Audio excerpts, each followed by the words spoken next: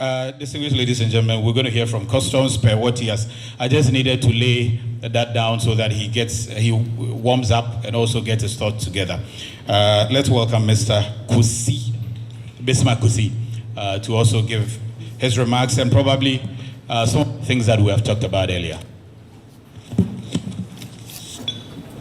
Thank you, Mr. Moderator. And good morning to everyone. Let me start by apologizing to all of us for coming in late. Roughly about some 15-20 minutes ago, I was working when I was whisked to report here for a meeting. Apparently, I think the Deputy Commissioner of Operations should have been in this meeting, but he's also equally occupied somewhere. So, honestly, since it's about customs operations, so we'll all put our heads together and discuss and try to find amicable solutions to the issues.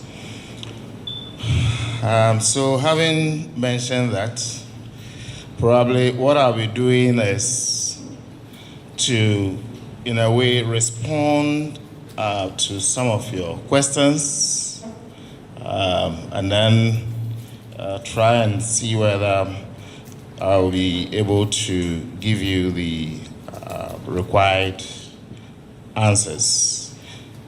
But at this moment, since I've been hearing of CTN, I believe CTN is the main issue.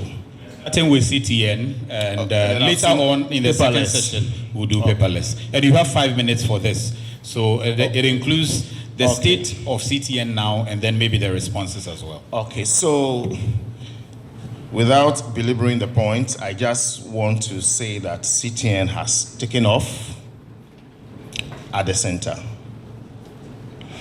And we've started receiving applications, the necessary documents, the BLs, and we've been seeing CTN numbers on some of them, and we've started working with them.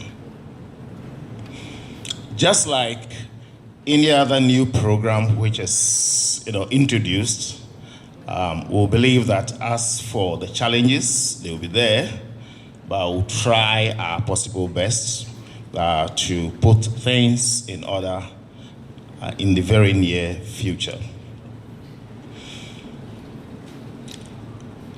In responding to my friend Samson's issue about benchmark CTN transaction value, let's look at it this way. We are relying so much on CTN, details on CTN documents. That is what we are relying on now. But having said that, as an organization, there's the need for us also to risk assess ourselves based on whatever is presented to us. In other words, as you present your CTN documents and we look at the value, automatically it is the transactional value. We also equally will look at your other documents such as the invoice, we'll look at the parking list, we'll look at details on the BL and any other attached documents. And then we'll try and match the details of those documents to what we have on the CTN. Even as I was coming, someone just called me and said he has seen a CTN document, the value as per the CTN, and it differs from what is on the invoice. The one that has been submitted per the invoice is lower than the CTN. We shouldn't also forget that we've been doing this business for some time now, and even as we do this business, we have historical data in our system. In other words, for some time now, if it is this computer you have been bringing at $10, nobody is saying that tomorrow it can be $8 per the valuation methods. Yes. But if per your historical data, you have been bringing this at $10, and with the CTN, you submit a value of $2, then there's the need for us to interrogate the issue. And I believe all of us here will understand that one. So that is when we'll start asking for other documents to confirm the details that you have on the CTN. With the benchmark value, for now, we've not received any instructions to use the benchmark value so far as the CTN documents are concerned, because it has indicated the value. But however, we'll still go ahead to investigate further with all the needed values that we have in the system, including the benchmark value. Because we shouldn't forget, and that is most of the items, a lot of analysis, a lot of issues were taken into consideration before the benchmark value issue was introduced. I overheard my friend talking about transit and customs and smuggling and other issues. I just want to say that customs is even more concerned with transit issues than anyone, because it goes a long way to, create an unfair competition in the system, such that when the goods are supposed to go and they don't go, then what it means is the one who genuinely pays his duty now is going to struggle to sell his goods. The turnover rate, it slows that one too down. And it affects us so much, apart from the revenue aspect. So we are so much concerned. We still putting a lot of measures in place, some of which I cannot mention here, but I have attended some meetings here and elsewhere, and a lot of things. We've gone so far with transit issues. What we want to be doing, maybe if I may just mention one, is for a confirmation of the goods, confirmation that the goods have arrived in the country that the goods are supposed to go, and we'll use all means to confirm that going forward. So briefly, I'll hold it here, and then probably come in again should I be asked any question bothering on CTN or customs operations. Thank you. Thank you, Mr. Kissi. But the quick one, while you still have the microphone, are you then saying that you are still doing benchmark value? At this moment, we have started with the CTN. We are looking at the values of the CTN. I cannot stick my neck now to say that the benchmark value is being used. Once you have stated your value on the CTN, I don't see the reason why any other person will go outside the CTN document and apply the benchmark value. Probably, that will only happen if the scenario that I gave earlier, there's a suspicion that there's something wrong. But you still have suspicions in spite of the CTN numbers? I've not spoken about that. I'm saying it's implied, though. Say again. It's implied. You are saying that unless there's suspicion, you don't see the need for the benchmark value. And then I'm asking whether you still you still think there is suspicion in spite of the CTN numbers? It is what we see practically. Okay. What we receive practically. Even at that moment on my desk or any other person's desk, if you receive a document at a particular moment, then it means you have to interrogate the system, the CTN document. And you do that if and only if there's that suspicion. Otherwise, there's no need for, and I didn't mention the benchmark value alone.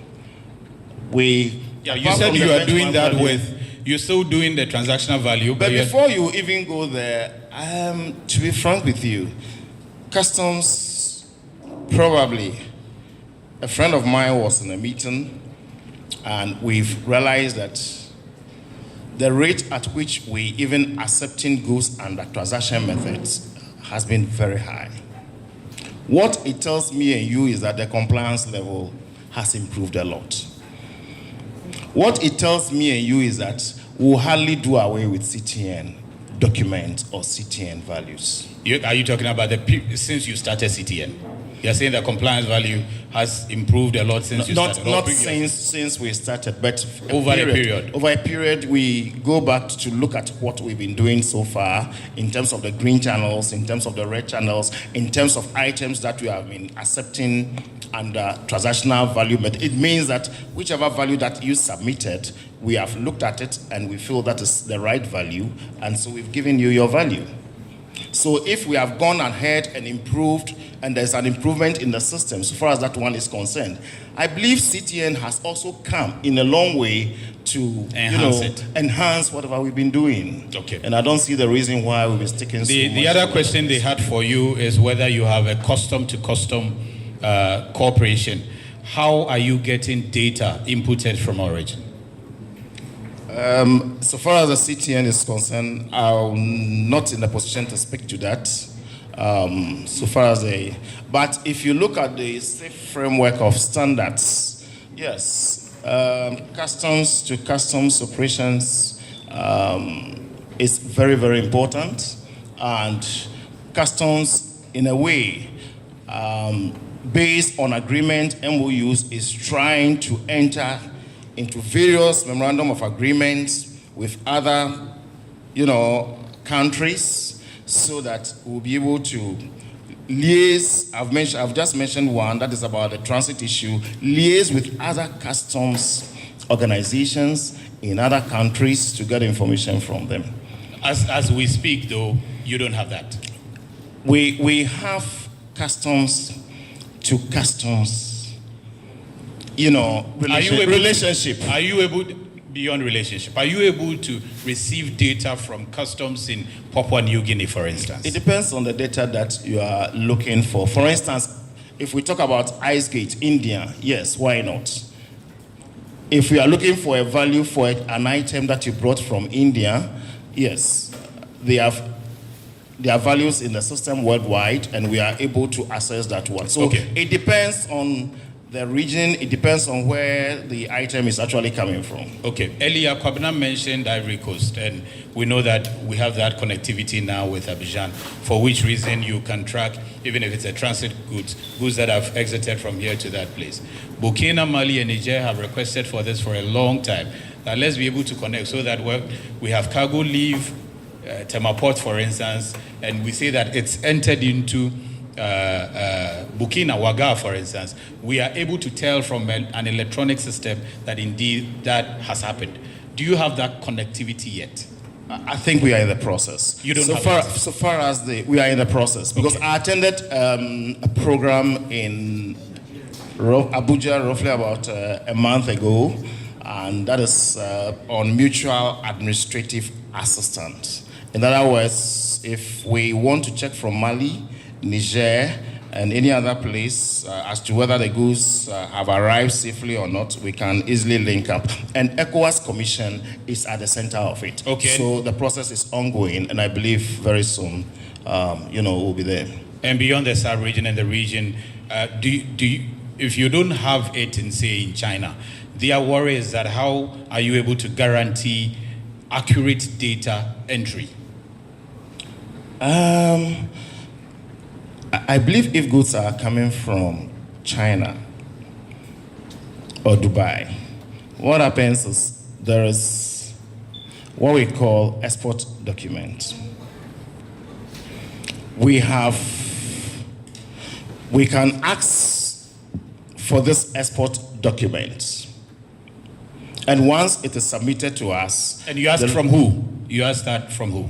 That's a very good question. For now, and even according to the WTO rules, for now, the only, person who can give us this document now is, first of all, you, the importer.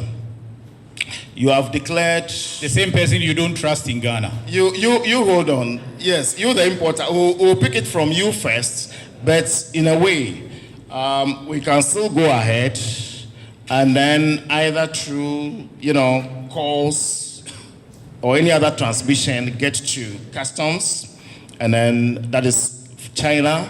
If it goes through, then we get this information for you. But for now, if you want to ask whether China Customs has a direct relationship to Ghana Customs, no, I don't know any as I sit here. Thank you. I see. So you are still relying on the importers back home.